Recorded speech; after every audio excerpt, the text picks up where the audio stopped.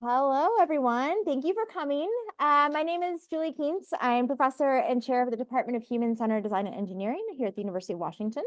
I'm honored to welcome our 2024 Distinguished Speaker event, and thank you to our guest, Dr. Yoel Roth, for joining us. In HCDE, we work at the junction of research, education, and community to cultivate equity, access, and opportunity.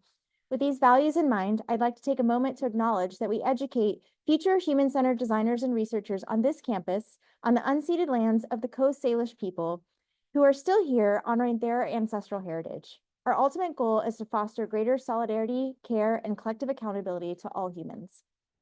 The HCDE Distinguished Speaker Series was created in order to provide a community forum where our students, staff, faculty, alumni, and friends could gather together to hear talks by renowned researchers who have been innovating boldly and thinking deeply about topics that have a profound impact on human-centered design and engineering.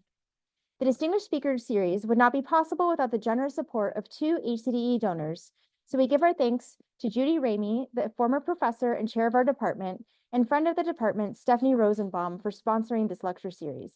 We're honored to continue their legacy. Finally, I want to thank the HCD Research Committee, Professor Charlotte Lee, Gary Shea, and Kate Starbird for their efforts in organizing the event today. I'll now hand it over to one such person, Kate Starbird, to introduce Dr. Roth. All right, Kate Starbird. I am a professor here at HCDE. It is my absolute privilege to introduce Dr. Yoel Roth today for this distinguished lecture. I have known of Yoel for quite some time. Between like 2015, 2022, he was the head of trust and safety at Twitter, and our team was doing a lot of research on that platform. I believe Yoel first reached out to me and our team maybe 2017, 2018 to let us know that Twitter was releasing a data set of accounts that they had identified with a Russian campaign to manipulate that platform.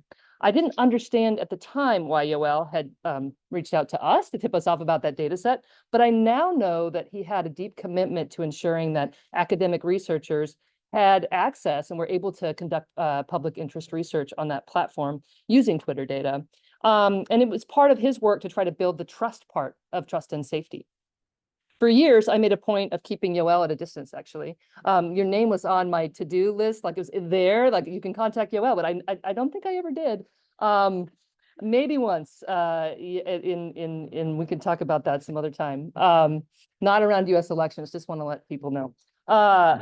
All right, I appreciated the work that he was doing there, both to encourage transparency and to work through the hard problems of content moderation. Remember, people were always complaining, and then you realize it was very, very messy, and he was kind of working through this messiness. But I wanted to make sure our team had sort of arm's length distance, so we were able to sort of critique the platform. And we didn't need any special access to data. I finally got to know Yoel in 2022 after he was fired by the new ownership at the platform now known as X. Shortly after, Yoel was asked to testify by a congressional committee that would also soon send letters to our team at the Center for an Informed Public as part of an investigation of the so-called weaponization of government. Yoel's testimony in front of that committee is a work of art, and it should be required viewing for anyone who's asked to appear in front of these committees, because you were just so able to articulate the true foundations of the work that you were doing. It's really just impressive. About a year ago, we sat down and had a long talk about Twitter and content moderation, the so-called weaponization of government, conspiracy theories, and these kinds of things. We started chatting about some of the research our team had done, some of the things you were doing, and different accounts and quirky things in the data. I remember kind of commenting on it. Almost felt like we were two soldiers that had returned from different fronts on a war, and we were comparing our different views of what was going on. And you indeed have been on the front lines of the development of a new profession, one that I believe is critical to supporting healthy information spaces and the safety of people using online platforms. Yoel is currently the head of trust and safety at the Match Group, where he gets to put some of his PhD dissertation research to use, where he was doing work in the context of dating apps and content moderation there. If you use dating apps, or you use social media, or you are a citizen of this world, I think you've been impacted by some of the decisions that his team has made, some of the platform things that they've designed, and some of the actions that they've taken. and in the structures that you put in place to do content moderation. So you've been a critically important, you have this critically important perspective on both the last generation of content moderation, which I think is actually kind of, we are moving to a different stage, as well as what comes next for the field of trust and safety, especially around federated platforms, which you'll talk about today. I'm just thrilled that you're here, and I want to welcome you to the stage, and I will get out of the way. Thank you.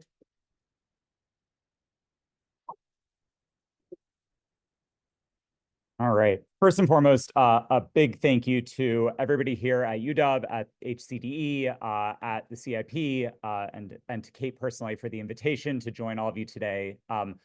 I was informed yesterday, I'm still one of the 5 people using the Foursquare app. And so I checked in on campus yesterday and was told by my phone that the last time I checked in at the University of Washington was in 2011, when I was a prospective student here before I started my PhD. So it's been a long road, but all roads eventually come full circle. And so I'm really delighted to be here now, to have had an opportunity to meet with so many of you over the last couple of days, and to have a chance to talk about some of the research I've been doing over the last couple of years. So a big thank you. The talk today is going to focus on a research project that my co-author Sam Lai and I have been working on for the last 2 years, looking at trust and safety on federated platforms. And if you haven't been kind of closely following what some have called the Great Decentralization, you may have missed a bit of a seismic shift in internet governance, or at least the beginnings of a seismic shift, or at least the idea of a possibility of maybe in the future having a seismic shift. And as somebody who's been studying social media and governance for the better part of 15 years, I found this tremendously exciting. And I'll talk about that historical progression and why I found it exciting. But what I found after 2 years of study was that we were on the precipice of both great opportunity and then also potentially screwing the entire thing up in a really significant way. And that's the genesis of this research and of this talk. It's looking at what it means to be at a real inflection point in technology and in the industry, and what it takes, not just aspirationally, but as a matter of the tech we are building, to execute on that transition in a way that prioritizes safety and security. And so we're going to talk through a lot of different things. This is sort of a brief roadmap of what we're going to cover in the course of the talk today.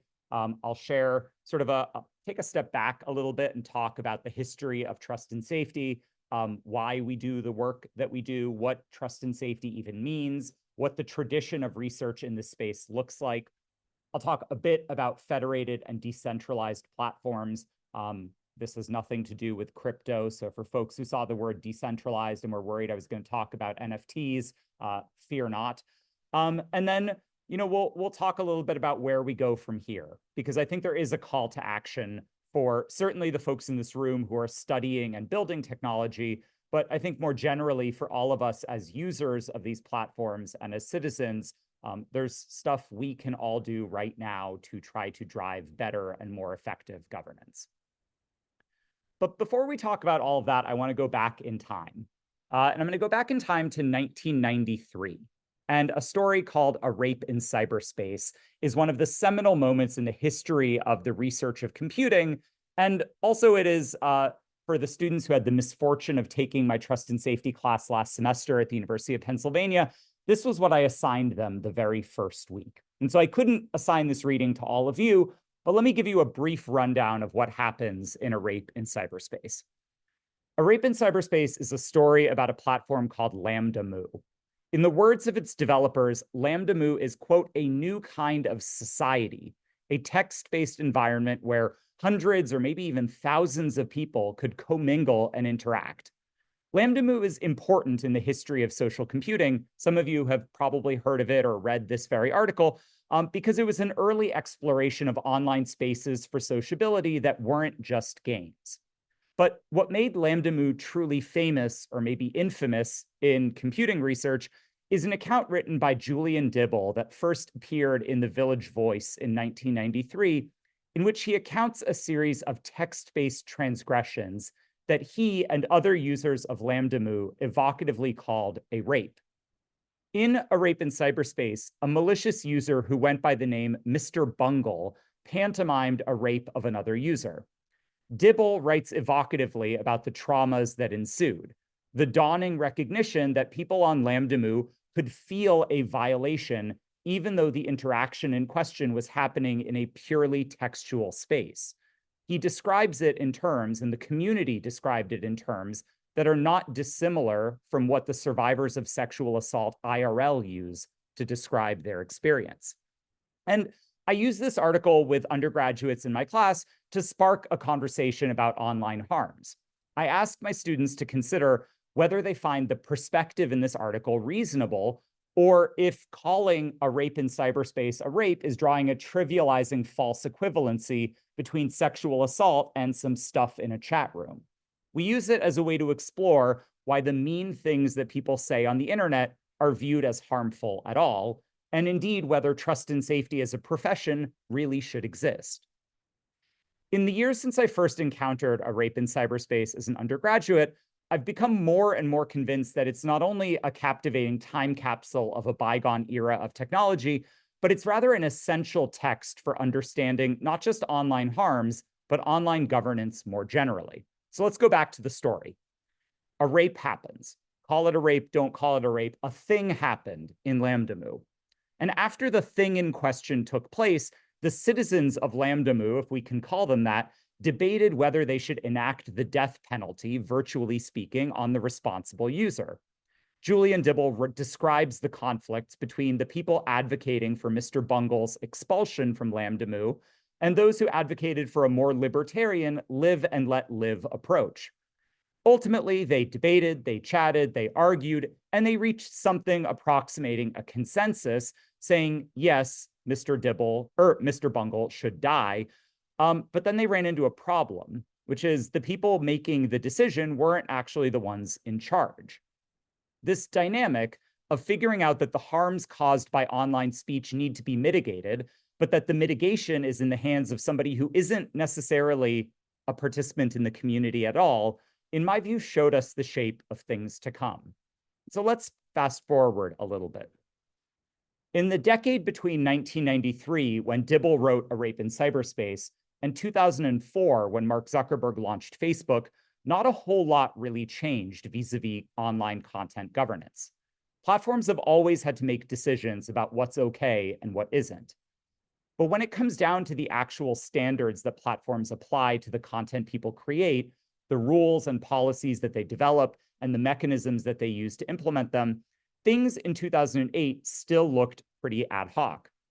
On screen is a quote by Dave Wilner, who was one of the very first people hired at Facebook to develop policies for what was and wasn't allowed. And he said that when he first joined Facebook as one of the early employees of the site, he found that they had about a page of guidelines that said delete Hitler and delete naked people. And he said, these things weren't wrong. You can debate that. Like, I think probably Facebook deletes a few too many naked people and probably not enough Hitler. But the point is, the governance standards for a platform that even at that moment included millions of people were just a page long. Or as Charlotte Wilner, the second person hired at Facebook to do this work, and now Dave Wilner's wife, more concisely put it, Facebook's policies for many years were, if it makes you feel bad in your gut, then go ahead and take it down. This approach to content governance, let's call it moderation by vibes, has some advantages. It's simple. It's really easy for anybody to look at anything and decide if it makes them feel bad. You just feel it. It also generally is going to protect people from the worst of the worst things. It turns out that, generally speaking, we have consensus about really egregiously horrible types of content. And so if you ask a layperson to make a decision about a piece of content, this is pretty good advice. But inevitably, it runs into unavoidable limits. And the early history of platforms like Facebook is limit after limit after limit after limit. Many of the early years of platforms like Facebook, YouTube, and Twitter were characterized by a host of now infamous controversies as they tried to figure out how to manage the content their users had this annoying and inconvenient habit of posting. And what they found was that the vibes-based policies were a little bit light on detail. There's a few examples on the screen that are seminal in the history of content moderation. Things like video of Saddam Hussein's execution being uploaded to YouTube, or a Pulitzer Prize-winning photo of a girl in Vietnam running away from a napalm attack, an image that depicts a minor nude, but which has incredible, evocative, newsworthy value. Facebook spent years agonizing over breastfeeding and whether an image of a mother feeding her child is vulgar. You then have questions inevitably about ISIS. What should be allowed? What shouldn't be allowed? What constitutes recruitment? What constitutes propaganda? What constitutes news? And on and on and on. Platforms agonized over these decisions at length. And the result of these controversies was a shift very far indeed away from if it makes you feel bad in your gut. Instead, what we saw was the emergence of a highly structured and quasi-legalistic system of governance. The last time I counted, Facebook's public-facing policies are a total of 18,882 words. The company employs a staff of hundreds of people just to manage the development of these rules, and a staff of tens of thousands of people to enforce them. Gone are vibes, and in are flowcharts and three-part tests.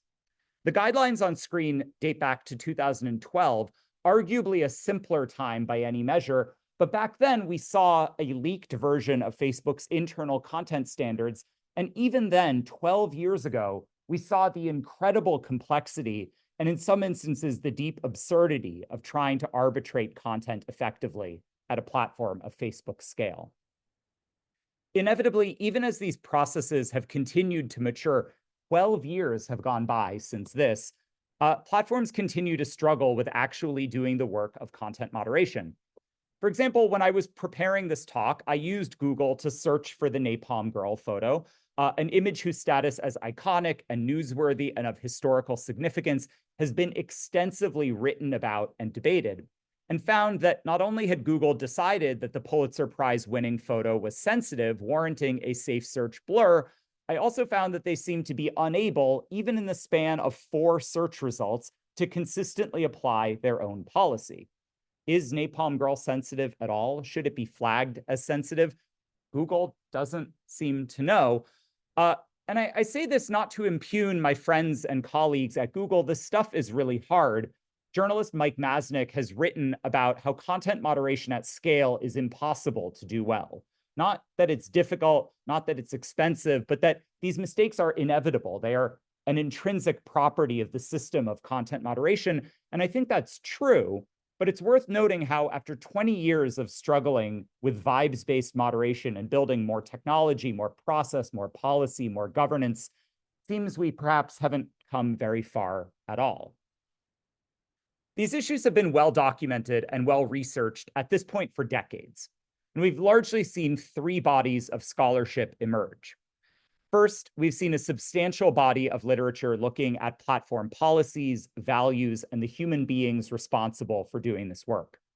Second, we've seen a significant body of research, including by folks here at the University of Washington, looking at the prevalence of harmful content online, the enforcement of platform rules against it, and the effectiveness of the work that platforms are doing. This is perhaps the most prolific body of research about these issues. And then third, we're seeing a growing and important body of research looking at the design of products and algorithms, thinking about how it's not just the material that appears, but the choices that developers are making in their software about how to surface information. I couldn't possibly do justice to such an enormous corpus of work, but I would note that the issues I'm talking about today are ones that lots of very smart people have written lots of very smart things about, and I'd encourage you to check them all out. My own research is mostly focused in the first and third categories, looking at what I think of as the intersection of platform values, which is what companies think they're doing and why, and the products and technologies that they use to enact those values. Of these perspectives, there's perhaps one, if I had to pick, that has always resonated with me most. And it comes from a professor at Cornell, Tarleton Gillespie, who notes that content moderation isn't just something that platforms do because they feel like it or because the law tells them to. It's the essence of how they operate. content moderation, he writes, is the product platforms sell to their users. And it's in that context that trust and safety as a field of practice emerged. About a decade ago, trust and safety hardly existed as a discipline. When I entered into it, it was a field that was a name most people didn't know. We hadn't yet gone through congressional hearings about it. We hadn't yet gone through years and years of discourse about the censorship industrial complex. But trust and safety has, in the years since, emerged as the locus of this work at most modern technology firms. It is now nearly ubiquitous. And this work is expansive, spanning a wide range of functions that just a decade ago might not have existed anywhere at all. This work includes, but isn't limited to, the development and enforcement of policies and rules, the development of products and their design, and then critically, partnerships and communication efforts. I note all this here because if this is work you're interested in, there isn't just one career, there isn't just one version of doing this work. It doesn't just look like my job. It can look like any of these jobs. And I hope that's exciting for the students in the room, but it's worth noting this is a pretty nascent field. These functions are new at companies. This work is messy. The norms of the field are largely undefined. And so there's a lot about this that we don't yet understand, and that's the body of research that I think many of us are still contributing to. In that context, I want to try to briefly sketch out, before I talk about the findings of the Fediverse study, how we should think about this work within companies. How are they influenced? How does it work in practice? How do decisions get made? So this is a sort of convoluted infographic, but I actually want to share a conversation that I had with some students yesterday in which they coined a new term that I think is maybe a more concise version of this. In a talk at lunch yesterday, I, for some reason, had the image in my head of a planaria worm.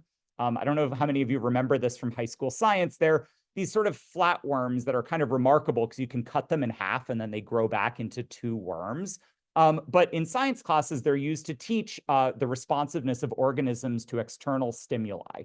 You poke a planaria from the left and it moves right. You poke it from the right and it moves left. You shine a light on it and it moves towards the light. It's a highly reactive organism.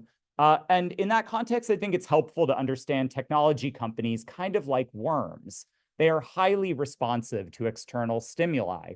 And so understanding trust and safety is really about understanding how the worm of a tech company acts on and integrates stimuli from external sources. As I've reflected back on my 8 years at Twitter and 15 years of studying the field of trust and safety, this is my attempt at kind of giving us a schematic overview of it. And so we don't have time to delve into every part of the model, but I do want to stress one key takeaway, which is that no part of the system of inputs and reactions operates in isolation. Drawing in the literature of science and technology studies, I'd urge us to resist determinism in how we understand content moderation or the behavior of tech companies more generally. I think there's two strands of determinism here that can be misleading in their own right. First is human determinism, the flaw of reasoning that leads people to believe that people like me are omnipotent sensors. And on the other hand, technological determinism, the belief that black box algorithms are just making these choices and it's technology run out of control. Neither is true.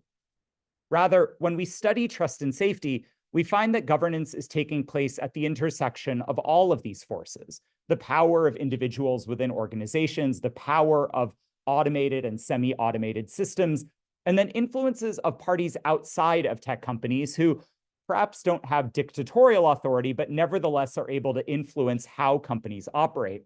And so when we're talking about trust and safety, we are talking about the totality of these forces. Which brings us to where we are today. For the first time in nearly 15 years, we're seeing major components of the technology governance system upended and challenged.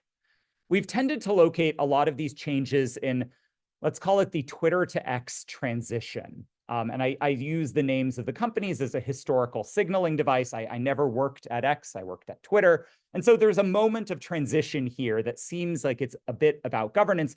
And certainly the acquisition of a platform used by hundreds of millions of people by a single, very opinionated one of its users has had some substantial impacts on X. From changes to the blue checkmark to the mass reinstatement of previously banned accounts, X has been at the forefront of testing out a radically simplified approach to governance. And we can talk in the Q&A about the merits of that. But there's some broader changes in the industry, not just limited to X, that are worth tracking as well.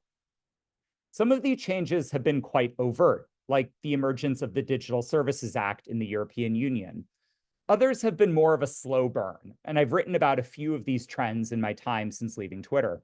To name just a couple, there's the consistent drumbeat of censorship, the shift away from understanding trust and safety as being about harm reduction and towards being a political project carried out by sinister forces of censorship. That's new, and that's an influential dynamic. But we've also seen governments insert themselves into these processes in quite active ways. We've seen coercive tactics, such as the arrest of platform employees, as a strategy for influencing the decisions that companies make. But what I find interesting, amongst many interesting trends, is that in this current moment, we are for the first time in many years seeing a proliferation of new platforms experimenting with new structures of governance. And so this is the development I've been the most interested in over the last couple of years: the rise of federated and decentralized technologies and platforms. Technologies like Blue Sky, Mastodon, PixelFed, and even Threads, the Twitter-like app from Meta that has hundreds of millions of users. So some of these platforms have now become quite mainstream, but it's worth taking a step back, talking a bit about terminology, and understanding what the consequence of this shift actually is. At its core, a lot of how we think about technology governance is based on centralized platforms. The idea that when you log into Instagram, you are the user of one service, and there are people who work at Instagram who are responsible for governing Instagram. That's a platform trust and safety team. They do all of the work that I've been describing, and it's largely a centralized enterprise happening at a company. Decentralized platforms take a somewhat different approach. You can imagine federated platforms as being a series of towns connected by highways. Each of the towns can set its own rules, they have their own police force, but people can drive effortlessly between towns. In practice, this means that if you are using an instance of a federated platform like Mastodon, your instance can talk to somebody else's instance, even if they don't reside within the same technical infrastructure. They're interoperable through a shared protocol. In place of a single administrator, the platform trust and safety team, each instance is responsible for governing itself in accordance with its own rules and its own principles. In theory, if you wanted to spin up an instance of a federated platform that bans pictures of cats, you can do that. That decision extends only as far as the boundaries of the server you control and the people who choose to be on it. And this is quite radically a transformation of the configuration of power in social media. In place of totalizing decisions made by large companies that affect millions or billions of people, all of a sudden we have the ability to operate instances of social platforms that can be governed at a much smaller scale and managed more locally. There's tremendous promise here, but how does it work in practice? Are federated and decentralized platforms actually better governed by some definition of better? And so that's the question that Sam Lai and I have spent the better part of 2 years trying to understand. What does governance look like, not in its aspirations, not in its theories, not in its models, but in the real world? And are these platforms actually safer? Do they give people greater agency and control? And if they're delivering on the mission, great, how do we capitalize on that? If they're not delivering on that mission, what do we need to do to achieve it? To try to understand this, we conducted a large-scale assessment of the moderation and governance capabilities of centralized and decentralized platforms. We conducted a large-scale content analysis of not just communications from platforms, but also things like GitHub repos. We looked at every communication, every social media post, every discussion, every press interview, every code commit, everything we could conceivably get our hands on that would tell us how platforms do content moderation work. And critically, what we were looking at was not what they say they want to do, but what their actual capabilities to govern are. What are the rules as they exist? And what are the technical functions available to moderators to implement them? We also conducted interviews with many of the people responsible for building these tools. So we studied their code and their repos and their artifacts and their comms, and then we talked to them. And we hosted a series of workshops and group interviews to try to have developers explain to us their approach to building this technology and critically help us think through what we should be building next. What we found was, if not surprising, at least a little bit disheartening. Across most dimensions evaluated, and I'll share just a few of the highlights with you, we found that federated platforms have less developed, robust, and scalable content moderation policies, capabilities, and governance mechanisms than their centralized counterparts. We found that federated platforms have unique constraints that actually make it harder to moderate. Even if you wanted to do good moderation, there are things systematically about federation and decentralization that make it more difficult. And I'll give you an example of that in just a minute. And then third, there are very significant and sometimes intractable financial and institutional obstacles that exist to developing more scalable and sustainable moderation capabilities on federated platforms. So let's look at a few of the highlights, and I'll spare you all the gory details. There'll be a link to the paper at the end, but it doesn't look good. Let's start with their policies. While policy wasn't a major focus of our analysis, it's worth noting that across the board, most federated platforms have not moved much beyond if it makes you feel bad in your gut, go ahead and take it down. While nearly all federated platforms disclose at least some moderation standards, there is seldom much in the way of specificity. And when you get to the thornier questions that modern platforms have to deal with, the things that at CIP we've been working on for years, you get to questions like, what counts as coordinated behavior? If you're looking for a definition of that from Mastodon or Blue Sky, good luck. It doesn't exist. And so we're in a space where, having started from a premise of wanting to improve governance by creating more effective policy, we've actually gone back in time to 2008 and vibes-based moderation.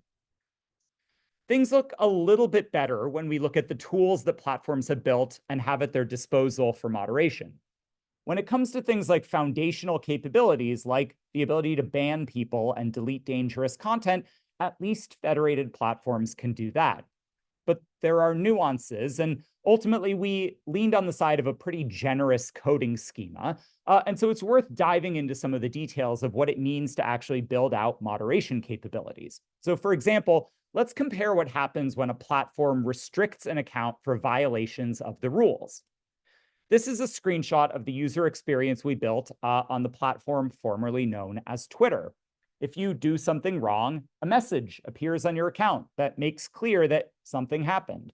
You, as the user, receive a notice from us saying that something happened, and we explain what you can do about it to get your account back. We tell you what the violation was, we give you an opportunity to appeal, and we tell you what the steps are to regain access to your account. This is by no means perfect. There's lots of opportunities to improve this, but it existed and it worked. In contrast, this is a screenshot of the user experience on Blue Sky when a post is found to be in violation of their guidelines. And I say this not to pick on our friends at Blue Sky, just to note that this is really hard. And for all that I think many of us come from a critical place of criticizing platforms when they don't go far enough, it's worth noting that platforms that try to build the right way and do the right thing nevertheless run into limits when they haven't yet gotten around to building some element of a highly complex tech stack that delivers an effective user experience when it comes to governance and moderation. Finally, the picture of platform capabilities is especially grim when you look at some of the traditional means by which platforms have integrated outside influences into their governance, namely transparency reporting. Virtually none of the existing federated platforms release data, not structured data, unstructured data, anecdotal, nothing about their trust and safety activities. Few of them communicate with their users about their actions. And while we're starting to see some platforms begin to communicate a little bit about their philosophies, the great decentralization has actually created platforms that seem to be less accountable, less public, and less transparent about their governance than the dysfunctional Web 2.0 generation of platforms that preceded them. There are consequences of this shift, and I want to talk about just two of them. The first, and credit to researchers at the former Stanford Internet Observatory for really focusing on this issue, the Fediverse has already encountered a substantial problem with that most egregious of issues, child sexual abuse material. And now, it's true that virtually any server connected to the internet is probably going to have a child sexual exploitation problem. It's worth noting that the Fediverse has unique shortcomings relative to most other platforms and services when it comes to the detection and removal of this content. It's hard for platforms to report this content.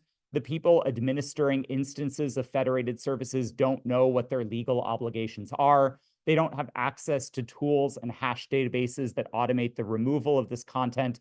And as a result, some of the most dangerous and most patently illegal material on the internet proliferates on platforms that, I would remind you, we turned to because we were unhappy with moderation on centralized services. And yet we've backslid in one of the most foundational areas. But more interesting to me, and maybe more interesting to the folks in this room, is an example of what, to my eye, seems like an offshoot of the Russian Internet Research Agency that appeared on Mastodon. Now, the Internet Research Agency, what Kate and I first bonded over years ago, is the infamous troll farm that was responsible for much of the meddling in the 2016 US elections. And when I saw the Mastodon instance pravda.me, it set off my finely honed IRA detectors. And so let me walk you through a little bit of the evidence and emphasis on little. Now, pravda.me as a domain was first registered in 2015. When you set up a Mastodon instance, you're required to provide a location where you, the administrator, claim to be. The folks running pravda.me claimed to be in St. Petersburg, the home of the Internet Research Agency, so seems a little bit weird. Pravda.me is packed with tens of thousands of automated accounts that mostly recirculate content from Russian government accounts and Russian state media outlets. Other accounts post Bible quotes and definitions of random words from the dictionary. So we're not talking about like an especially effective or sophisticated operation here, but it's weird and it seems strongly pro-Russian government. And then along the margins of it, you see some hints of the ironic humor that was so characteristic of the Internet Research Agency. You see that they seized on a quote from Elon Musk criticizing the mainstream media, saying he would establish a website called Pravda, the Russian word for truth, to criticize dishonesty from the mainstream media. The trolls write, "Elon, we did it," in setting up Pravda.me. Now, what matters about this isn't the instance itself. This is, as influence operations go, about as bad as it gets. Like, this is horrible. Like, nobody should waste their time studying it.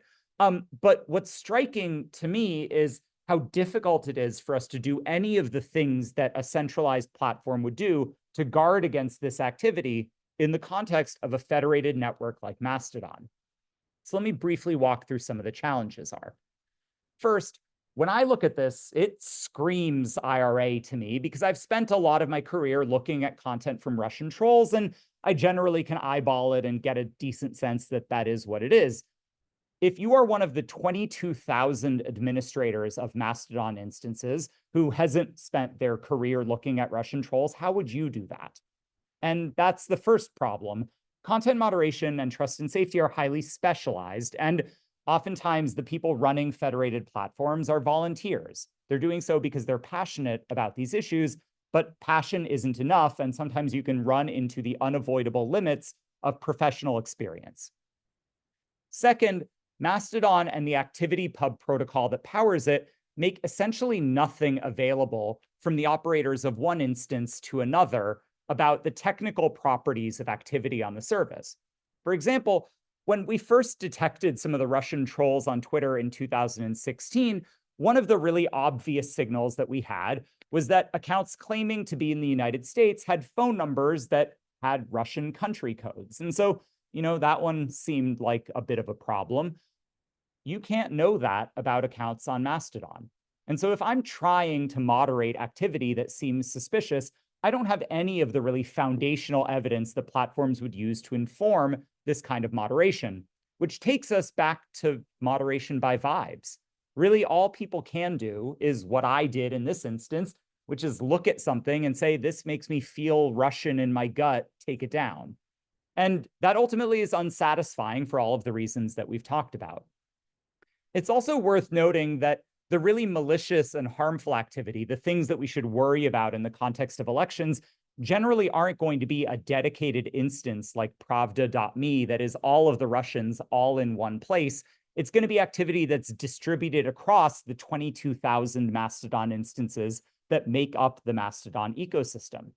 Each one of those 22,000 instances have governance challenges, have resource challenges, and have to do this work in a distributed environment where very little tooling or infrastructure exists to support coordinated efforts.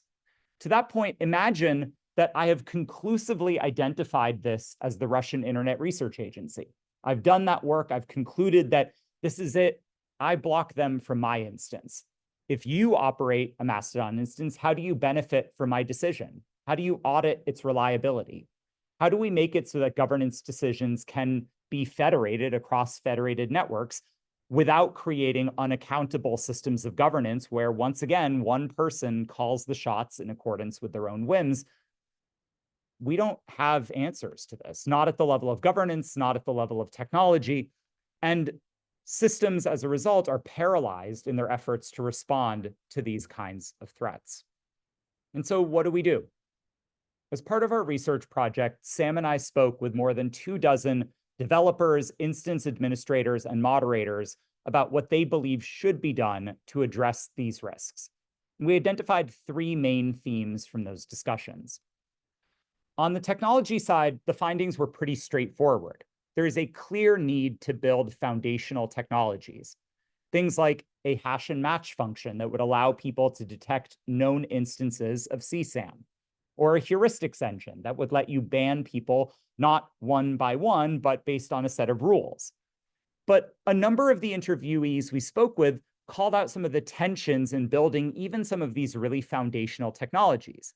They asked whether building the same tech that centralized services use would just perpetuate the same governance problems that we've always had with centralized platforms, of automation and algorithms moderating out of control to the detriment of vulnerable groups. Many proponents of federation consider its lack of scalability to be a feature, not a bug, and they're resistant to the idea that we should be building tech to solve some of these challenges. Similarly, developers highlighted the importance of designing federated platforms to enable better governance through things like shareable, community-driven moderation and expanded user controls.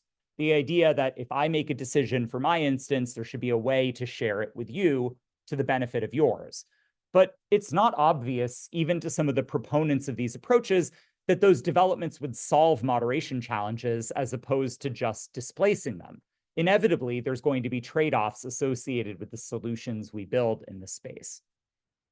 And then finally, even as developers recognize that some moderation challenges are difficult, if not impossible, to manage in a purely decentralized system, there were fundamental disagreements about how, if at all, we should centralize some of this work.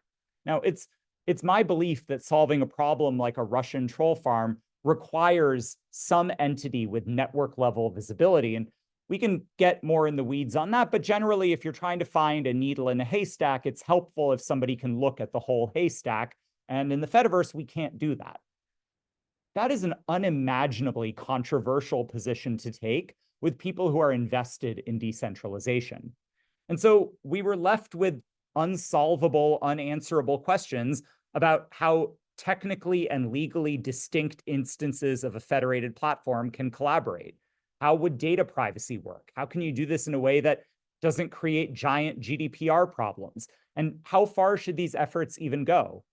The Stanford law professor Evelyn Dweck has written evocatively about what she calls content cartels, platforms working together to make decisions about how to censor your content. And really, the content cartel is about me texting the people I know over at Facebook to ask them about the decisions they're making. But her critique is an important one. It recognizes that too much collusion between platforms, too much coordination can actually reduce the diversity of the internet as we know it. And so I think coordination is important, but what happens when it goes too far? Ultimately, our analysis of federated platforms revealed what I think is a broader truth about social media governance, which is that inevitably, always, there are going to be impossible trade-offs without clearly correct answers. Do we strive for a more democratic and egalitarian web, or one with more robust protections against harassment and election interference? Those are both good things. Which one is more good? Which one's more important?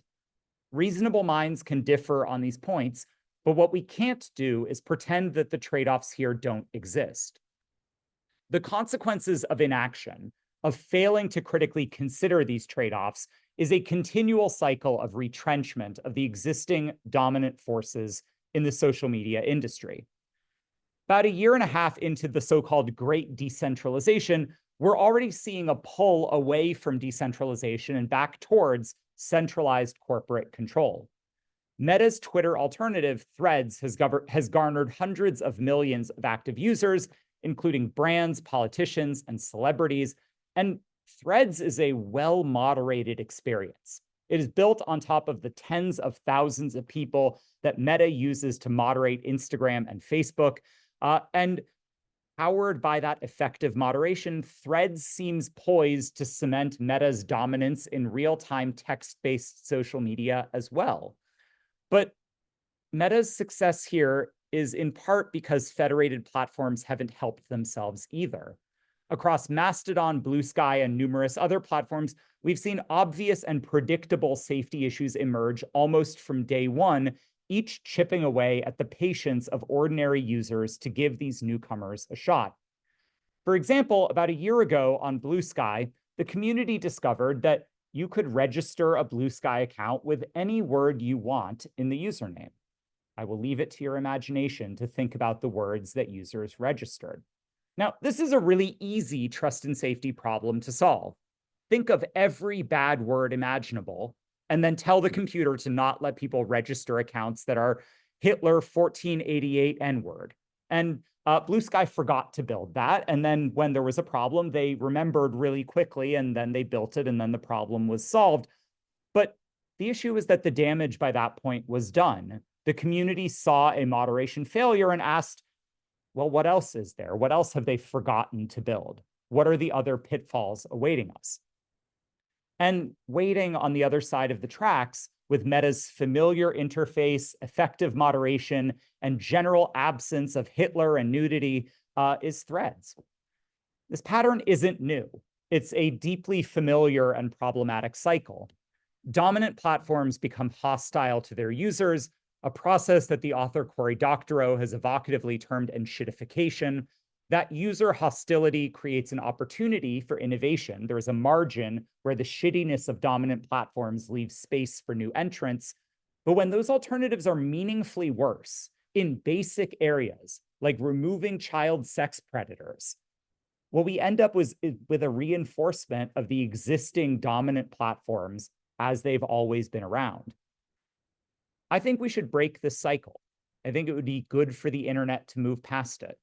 But breaking it requires meaningful new investment in institutions that can fund the development of tools that enable trust and safety work to happen more effectively at small platforms. From what we've seen through this research, it's not clear that there exists sufficient consensus about what to build, and unfortunately, we remain paralyzed by some of these difficult questions and impossible trade-offs. What I'd encourage folks to think about, this is a link to the full paper, is whether we want to stay paralyzed or whether we ultimately want to begin to execute on a roadmap of building the tools and practices and governance structures that can start to chip away at these problems. It's my view, having worked in this space, and before I worked in it, having used these platforms passionately for years, that greater diversity, greater federation, greater localized control is a good thing. But that good thing only works if it has a foundation of safety and security. And regrettably, several years into the increasingly mainstream use of these services, what we found is that that foundation remains missing. With that, I'd love to take any questions that you have. Thank you all so much.